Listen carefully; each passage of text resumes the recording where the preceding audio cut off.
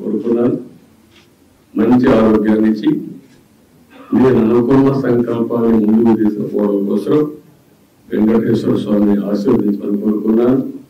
వెంకటేశ్వర స్వామి తిరుమల తిరుపతి దేవస్థానం ఒక విషయం గుర్తుపెట్టుకోవాలి. తిరుమల ఒక పవిత్రమైన దివ్యక్షేత్రం. ఈ పవిత్రమైన దివ్యక్షేత్రాన్ని అపవిత్రం చేయడం భావ్యం కాదు.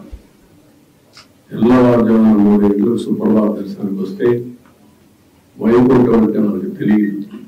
పుస్తకాలను చదువుతాం, వైకుంఠానికి పోవాలని కోరుకుంటాం చనిపోయిన తర్వాత. ఆ సమయంలో ఇక్కడికి వచ్చి వెంకటేశ్వర స్వామి దర్శనం చేసుకుంటే వైకుంఠంలో ఉన్న అనుభూతి కలుగుతుంది. నేను ఎన్నోసార్లు ఫీల్ అయ్యా, ఇప్పుడు కూడా ఫీల్ అవుతున్నా. అందుకే నేను ఇక్కడికి వచ్చినప్పుడు అన్ని విషయాలు మర్చిపోయి ఒక పవిత్రమైన భావంతో పోవాలి. ఒకే స్లోగా ఉండాలి. ఏడుకొండల వాడ వెంకటరమణ గోవింద గోవింద తప్ప, ఓం నమో వెంకటేశాయ తప్ప వేరే స్లోగనే ఉండకూడదు, వేరే వ్యక్తి జ్ఞాపకం రాకూడదు. ఆ పేరుతో మొత్తం ప్రక్షాళన చేస్తాం.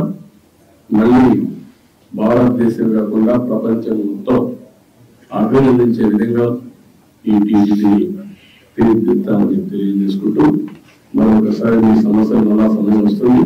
నేను ఎప్పటికీ కూడా మాట్లాడతా అన్ని విషయాలు. ఎందుకంటే మళ్ళా నేను లైట్ కూడా క్యాచ్ చేస్తున్నాను. Just a couple of questions. Sir, ప్రక్షాళన టీటీడీ నుంచి ప్రారంభమవుతుంది. టీడీపీ గవర్నమెంట్ వచ్చింది స్టేట్ లో, బట్ టీటీడీలో కనిష్ఠితి. The chairman has resigned, board has resigned, also the EO has gone on leave. Can we expect a reaching of complete TTD? No, what I am saying is only one day. Now military is moving. Yesterday నేను sharing ఏం చేశాను. వెంకటేశ్వర స్వామిని దర్శనం చేసుకున్న తర్వాత ఆయన ఆశీస్సులతో పని ప్రారంభించాలనుకున్నాను. వచ్చాను, ఆ సంకల్పం ఎక్కడ చెప్పాను. ఇక్కడ నుంచి ఎక్కడ ఏ విధంగా పనులు చేస్తాం మీరే చూస్తారు. అవన్నీ సాయంత్రం పెట్టినప్పుడు మీకు తెలుస్తారు.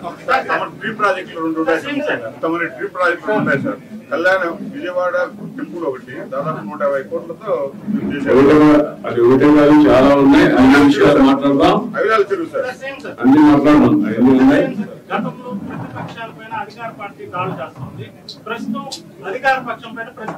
మాట్లాడతారంటావా? అవన్నీ వెంకటేశ్వర టెంపుల్లో మాట్లాడడం కరెక్ట్ కాదు. మీరేమంటున్నారంటే మీలో కూడా ఇంకా మైండ్ మారాలి.